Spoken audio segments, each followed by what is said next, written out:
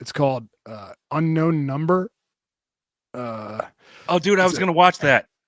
okay. Yeah, the high school catfish. I'm just kidding. Go ahead. Um, oh, you're fucking with me. Fuck off, dude. Oh, by the way, real quick, Kevin Smith in the house. Holla, holla, holla. It was his birthday last week, so shouts to Kevin Smith. Happy birthday, dude. Shout Um, outs.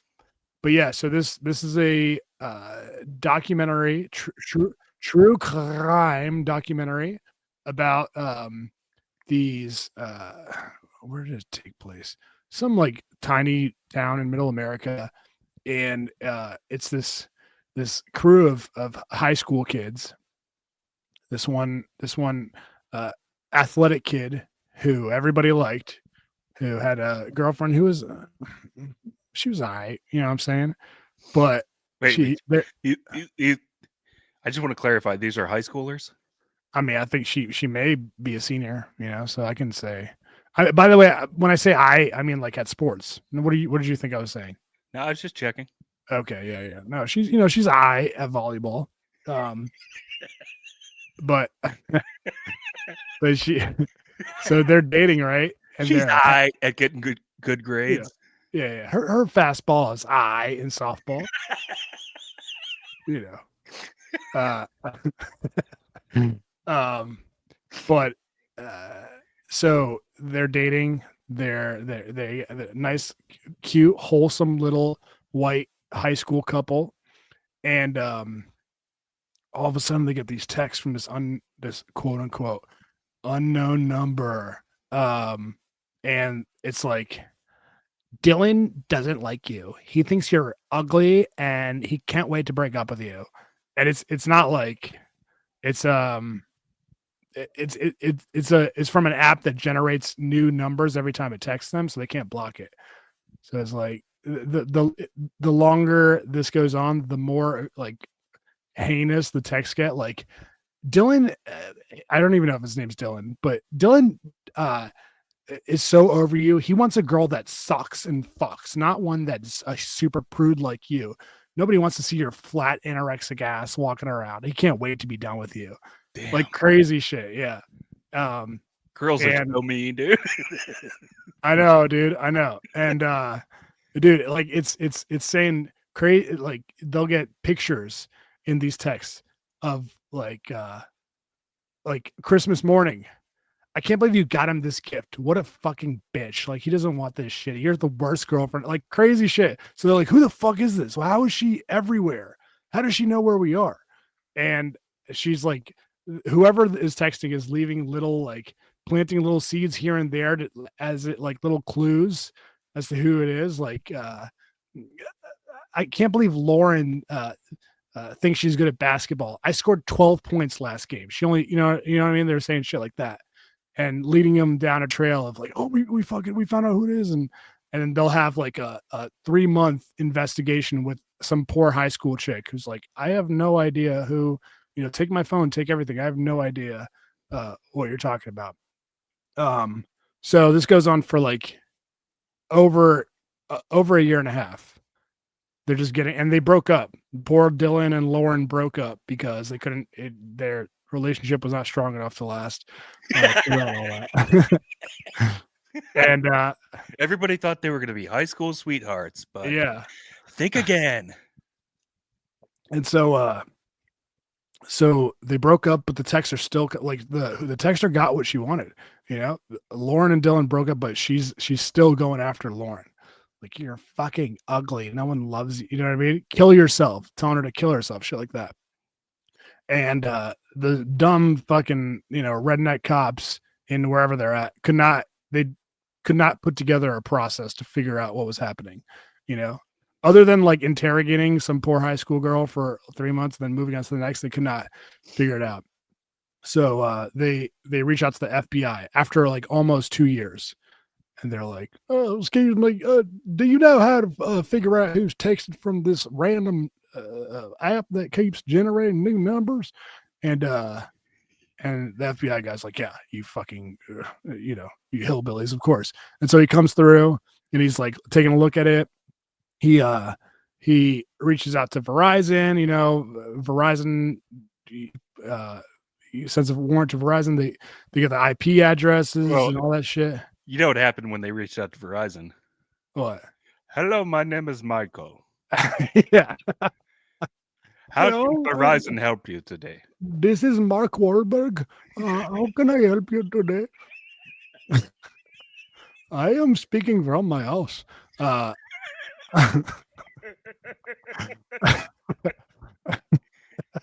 so they reach out to Verizon. Verizon gets the IP addresses, and they find out who the texts are coming from. Guess who they're coming from? Spoiler alert, I'm gonna tell y'all. The dad. Close. The fucking mom, dude. The mom of the girl. The mom of the girl is sending it Yeah. to her own daughter? Dude. Yes, man. What? How crazy is that? So this mom, Kendra Likari, she's just they have the body cam footage, by the way, of them walking up to her, and they're like, uh, we know it's you. We, the IP address came back, and you're saying all this, dude. She was telling her daughter, kill yourself, saying nobody wants your disgusting flat anorexic ass, saying Dylan wants somebody who will fucking suck him, and the daughter comes into the room. She's basically the mom's like talking to the cops on body cam footage, and she's like, I don't want her to find out, and they're like, well, she's gonna find out that we can't like not. She has to. It's public information. She's gonna find out. Everyone's gonna be talking about this. So they bring the daughter in the room, and the cop does it for her, which I thought was nice. He should have made her fucking tell her. But the cop's like, sometimes when people aren't thinking right, they do crazy things and blah blah blah. And the mom's like rubbing and caressing the daughter as he's saying this. The daughter didn't really have that much of a reaction, but the He's dad. like, behind curtain number one is a box of kibble and bits. And behind curtain number two is your own mother. Right. Here she is. Here is Kendra Likari. Fucking crazy bitch, dude. I know she's gross. But yeah, so the daughter was like, she didn't really have that much of a reaction, but they call the dad who's at work. Poor dad, dude. They're going through all these like financial issues. They're going through all this stress for over almost 2 years of her daughter being harassed like constantly via text.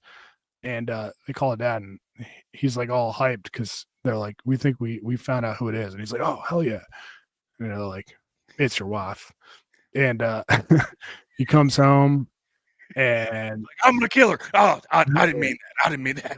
yeah, I'm not actually gonna kill her. No, it's a figure of speech. yeah, I'm gonna turn over a new leaf with my yeah.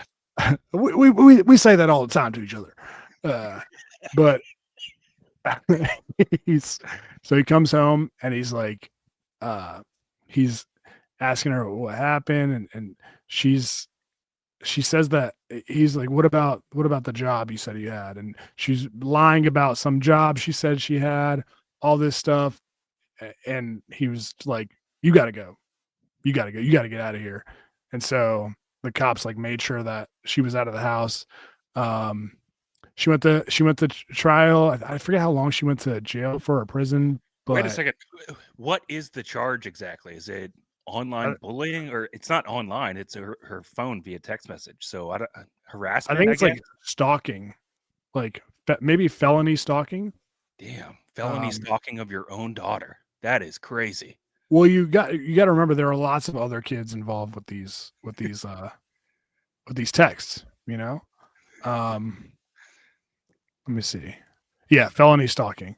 Um, so yeah. So what's weird about this documentary though is like they interview all the parents leading up to it and all the kids and stuff, and so like everyone's kind of keeping this secret until the big reveal, and so they're interviewing the mom who did it and she's like talking about how awful life was and shit like that. And then like the second half of the documentary is like the mom basically trying to talk her way out of being a psychopath. She's like, you know, she, she brings. What do we say that everyone brings up when they're trying to get out of some like crazy crime they committed? Just like the Menendez brothers, or I forget who else does that, or who else we're talking about. My parents raped me. Yeah, I mean, she brings up like sexual assault and stuff like that, and she didn't really process it. She didn't want her daughter to go through that, so that's why she was trying to break them up before, before anything bad happened. I But bet she did convince herself that was true at some point. Like I'm sure, the first time she did it, she was probably like, why did I do that? yeah, But it made her feel good in some sort of way. Maybe some sort of like re-traumatization that she was enacting on somebody else. And yeah, then slowly over time, she just convinced herself she was doing the right thing, no matter how convoluted of the story that she had to tell herself to get there. yeah, But maybe. I mean, but this is why people, like some people, are psychotic. It's like you you have to like put all these hoops in your brain and constantly be jumping through all of them sequentially to get yourself to believe that what you're doing, which is crazy, is the correct thing. yeah. But here's the other thing though, is that after they broke up, she was texting this dude's new girlfriend about how she needs to break up with the dude. So like it wasn't even just about her daughter anymore. Her daughter's not even on those texts. She's just trying to blow shit up. And some people said that some dude on a documentary said that she well, there are two theories. One person said that she has like cyber Munchausen's, where she was trying to like put her daughter through all this trauma so her daughter needed her and she could comfort her daughter and all that shit. Munchausen by proxy, that's that one where the moms like convince themselves that they have to make their daughter sick so that they become dependent upon them or something like that. Yeah, Wasn't yeah. that from uh what was that Bruce Willis movie? Mm, signs. No, No. no, no. Sixth Sense. Sixth Sense, yeah. Yeah. There's that, and then there's the Mommy Dead and Dearest documentary, Oh, dude, the that one is the about Gypsy. Yeah, Gypsy Rose. Yeah. yeah. But also, so they were saying it was like a cyber version of that, where she's like, I'm gonna put you through hell, so I can comfort you every night and talk about how I'll keep you safe and all that shit. That's nuts, man. That is Yeah. crazy. But the final theory, which was kind of confirmed by the dude, the kid, was that she had the hots for this little young whippersnapper. This is what I was thinking. Yeah, because he was like, she used to do a lot of weird stuff for me, like cut my steak when I didn't ask her to, and now, Button my yeah, pants. I never asked her to do that. She would always button my pants. right, yeah. So that's another theory, but who knows, dude? What a fucking insane woman. And That's so that's a believable theory because looking at the kid, he's all right. Yeah, he's a decent baseball player. But anyway, so yeah, so this is a pretty good documentary. I mean, it's stupid, but if you want to waste an hour and a half, check it out. But yeah, what an insane story. Um, oh, and the mom, they're still not talking. Like the mom is not allowed to. There's a no contact order with the doctor, with his Dr. Chicken, because you know she was like, when I'm ready, I'll talk to mom. But Dude, right now, she told me to kill myself, so we're gonna take a break. so many plot twists. Like plot twist number 1: the killer is coming from inside the house. Yeah. Plot twist number 2 was okay. The daughter gets a restraining order against her mother, but the daughter just turned 18, so the mother says, "Actually, you have to leave the house." Mm-hmm. Mm-hmm.